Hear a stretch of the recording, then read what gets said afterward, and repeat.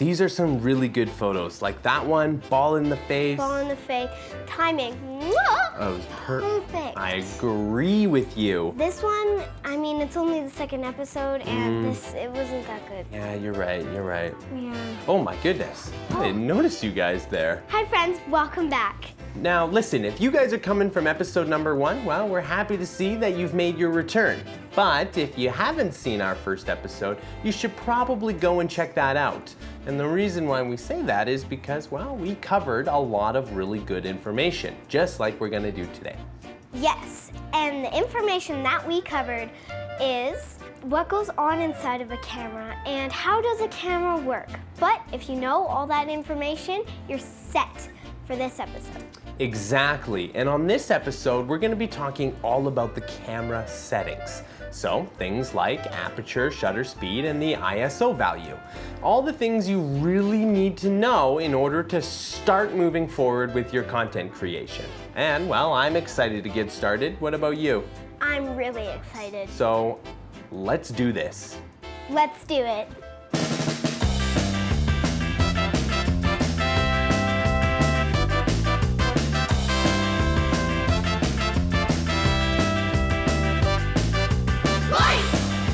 Maybe today I'll make a movie with my sidekick. Camera.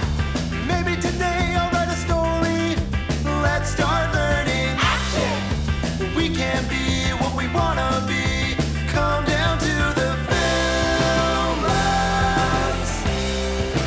You can learn it now.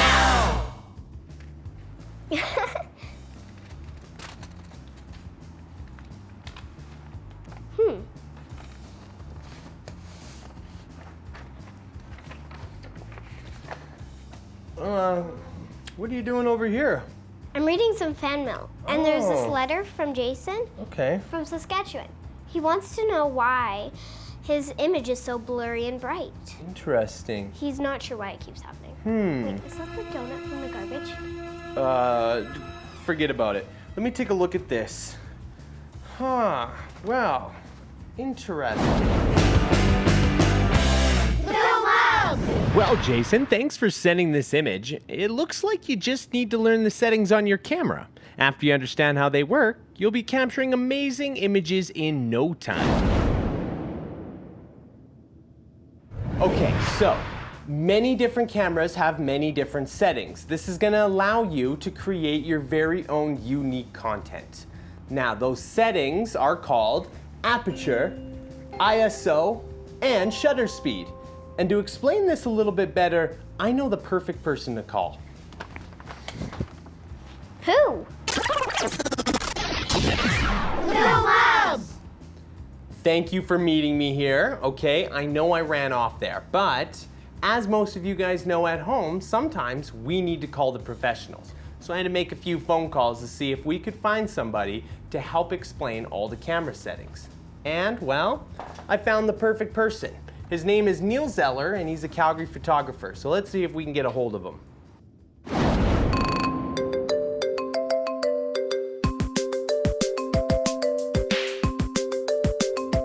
Oh, hey, Film Labs. How are you? Hey, Neil. We just got a really awesome photo submitted to us, and well, we're hoping that you could give us some help. Yeah, sure, I can help. Well, we're hoping that you could explain to us and Jason and everybody at home just how their camera settings work. So you want to talk about ISO, aperture, and shutter speed? Exactly. Certainly, yeah, let's get started. So, did you know that every camera today, even the modern ones, are doing exactly the same thing that early cameras did to accept light and transfer it to somewhere where we can see it? It is. So there's three things happening. There's aperture, which is the size of the hole in the lens that lets light in. There's the sensor, or where the film goes, which is the sensitivity to light. And then there's the shutter speed, which is just a door that opens and closes. Oh. Okay, that's cool. Let's start with the aperture. So just so you know, besides magnifying the scene or making it wider via the type of lens we put on our camera, the lens main job is to adjust the size of the aperture. And what I mean by that is adjusting the size of the hole that the light comes through in the lens. To think about it really simply, we can think about our eyes. Our eyes have aperture or an f-stop just like our lenses do.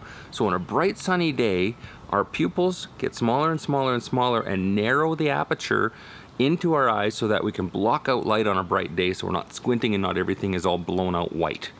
On dark days, or when you're inside your house or a gym or a hockey rink or something, when you're taking pictures, you want to use a wider aperture, and the same thing is happening with your eyes. Your pupils enlarge or dilate and allow more light to come in so you can see better in the dark. It's just like in cameras. It's exactly the same thing. I did not know that. No, me neither. So for our aperture, all we do is adjust via a dial or in the menu our f number. A wide aperture is a small number, and a narrow aperture is a big number. Yeah, I know it's a little bit backwards, but once you get used to the language of camera, it totally makes sense. The ISO is a little bit different. We're actually taking the computer inside the camera and adjusting its sensitivity to light. The computer that we have inside our camera now that receives this light and resolves a photo, it used to be film. We used to have to go to a store, buy film that had a sensitivity built into it. So we'd buy indoor film or outdoor film, but now we're so lucky with digital cameras that we can dial in those settings right on the back of our camera. Now, just like aperture, you get to dial in these settings for ISO before you take your photos. You look at your scene, you do some test photos, you make sure that the sensitivity to light is exactly where you want it, and then you can start shooting. The next thing is shutter speed. Did you know that shutter speed is simply the door opening and closing and letting light in for a certain amount of time? It is. It really is that simple in your camera. Back in the olden days, when I was a kid, we used to have cameras where you'd slide something out and push it back in after a certain amount of time to let the light in. Now it's all automatic in your camera when you press the trigger button, but it's the same thing. Wow, that's awesome. There's no way that I would have ever known that. Me either. The shutter is responsible for some really creative things you can do inside your camera. Like when you do that crazy upside down spin kick of the soccer ball to score the game-winning goal and your dad takes that photo and you're frozen in midair. That's a really fast shutter speed. 1/1000th of a second it opens and closes, or maybe even 1/4000th of a second. So fast, faster than the blink of an eye. Wow, hey, what? And when you cool. bike by and your mom takes that photo of you and it's blurry, the background's nice and clear, but you go by in a zoom, that's a slow shutter speed. That can be 1/2 of a second or 1/30th of a second. Takes a little more time. It opens, waits a bit, and then closes. One of my favorite things to do with shutter speed is to go out in the middle of the night by myself and stand under the night sky, under the Milky Way, the moon, the northern lights. I let my shutter speed go as long as 30 full seconds to gather more light than the eye can possibly see so I can see deep into the cosmos. It's a really fun way to use shutter speed. So there we have it. We have ISO, we have aperture or f-stop, and shutter speed all combined to make a picture. It really is that simple. So as you get better at photographing things, you're going to start thinking about when to use a wide aperture, fast shutter speed, and maybe a sensitive ISO. It just depends on what you're shooting, but with experience you'll get better and better at it. Wow, that was so much information. Thank you, Neil. No problem. That was a lot of fun. Take care, Film Labs.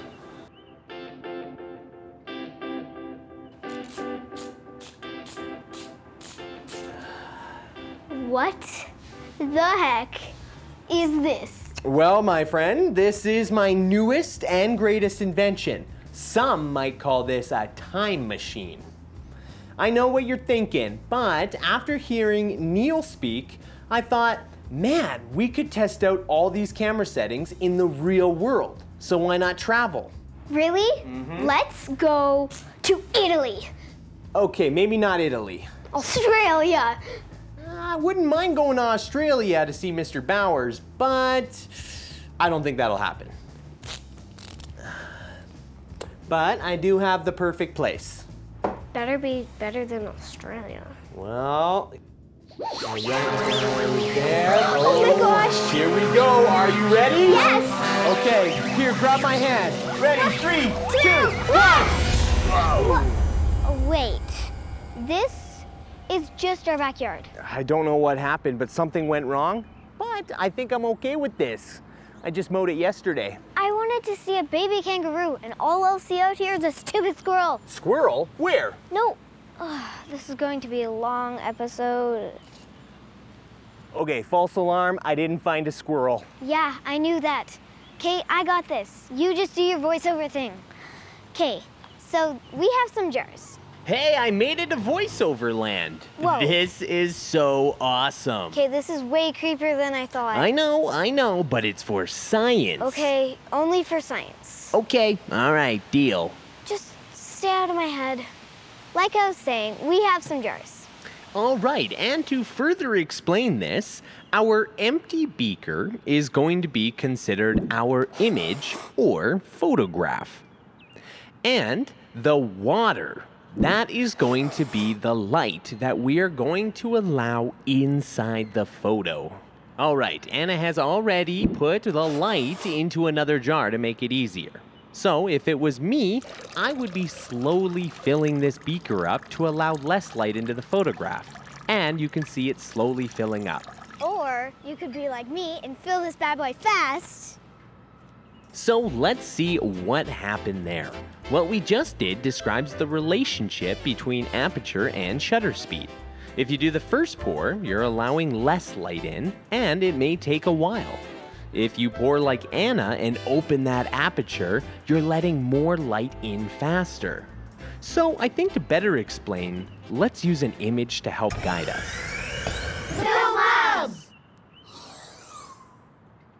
All right, so here we have an image. And Anna is going to allow light into the photograph. But she's allowing less light into her photo and underfilling her beaker. And in other terms, this is called underexposing her picture. If we take a look, it's still very dark and difficult to see. But on the other hand, if we were to allow way more light into our photograph, we would start to overfill our beaker and overexpose our photograph. It will start to get so bright you won't even recognize what's in the picture.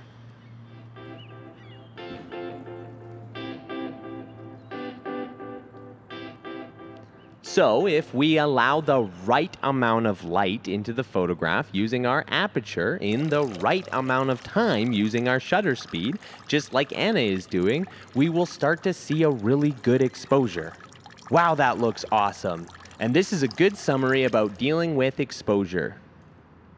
So, I've had a lot of fun playing with all this water and stuff, but what about shutter speed? Oh yes, you mean shutter speed with motion? Man, I'm not gonna get used to you talking from the sky. Hey now, talking from the sky? Well, this is a whole new experience. I think I'm gonna start doing this a lot more often. Please don't. All right, let's get back to shutter speed. Grab another beaker and let's explain. All right. So, shutter speed works with speed. It's in the name, shutter speed. This time, I want you to just focus on the numbers, because the higher the shutter speed, the more light we need in our photograph. So, it's good for a bright day like today. Let's turn this up to about 1,000. Yes, and don't forget that sometimes it shows it as a fraction. So 1,000 is 1 of 1,000ths of a second. Water's not working for me anymore, so let's actually use the camera. Mr. Voiceover? Yeah, I think we're confusing them now. Come on, follow me.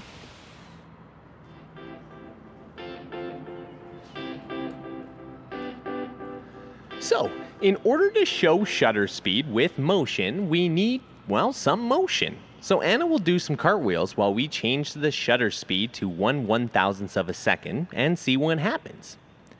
So, as you can see, Anna is very clear and sharp in that photo, but a little dark. But if I turn down the shutter speed, she actually becomes a little bit blurry and a tad bit brighter.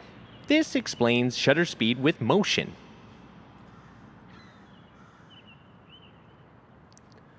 Wow, Anna, those were some really good cartwheels. Thank you. Anna? Anna? Hey there. I'm in VoiceOver World too. What?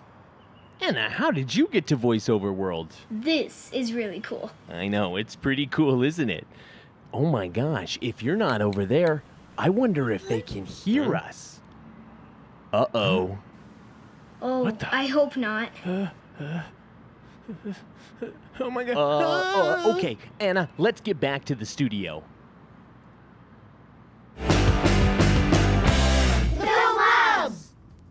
I had so much fun today, especially being in voiceover land. Yeah, it was all right. It was fun and weird at the same time. Well, it is a little bit weird, but just weird enough that I'm probably gonna go back. I like having that big, booming voice. All right, just don't scare anyone. I'm not gonna scare anyone. It's all in the name of science. Science of teaching you guys about camera settings, which is what we talked about today. But we know that we only scratched the surface on what there is to know. There is so much information out there, which is why we task you to take matters into your own hands. Go outside and possibly try your own camera settings out. Maybe do what we do and call a professional or access the internet. But make sure you're accessing the internet safely. The internet has so much great resources and a lot of helpful information. And speaking of good information, next week on episode 3, we're going to be talking about composition and camera techniques. So we're excited to teach you guys and we're excited to see you there. My name's Mitch. My name's Anna, And we're the Film Labs. Film Labs! My name's Mitch. My name's Anna, and We're the Film Labs. Labs. Okay. What? Got a little hair back there that wants to be free. I'm trying. Get the hair. Is it this one? Oh. Is it that hair? So, yeah. Wardrobe. It's because it was sticking up with Oh, your I thing. see. Okay. Thank you. Thank you. Look, Well- that part just... Get it in there. Perfect. I can't there. Get it in there. All right. Perfect. You got a little stuffed up back there, but we're fine. All right. My friend, this is my newest and greatest invention, and some might call it a time machine. I know. I thought after learning all that new information. Oh, wait. Oh my gosh. Okay. This thing's so heavy. I think that's recording it. Ready? Come on. Oh. Perfect. All right. Is that recording? Yeah. Okay, camera recording. Yeah. Good. Good. Okay. Okay.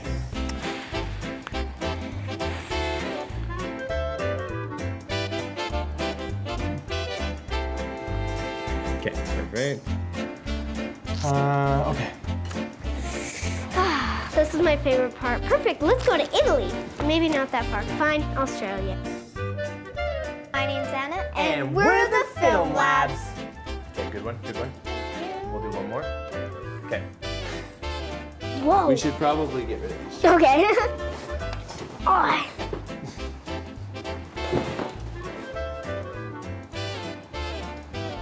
Oh, your button.